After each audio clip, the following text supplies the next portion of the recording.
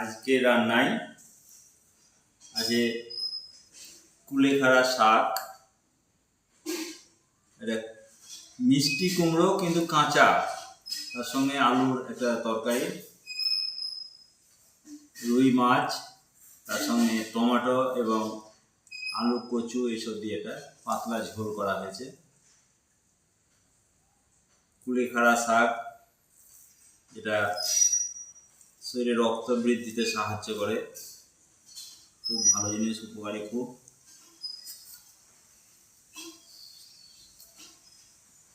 ঝোল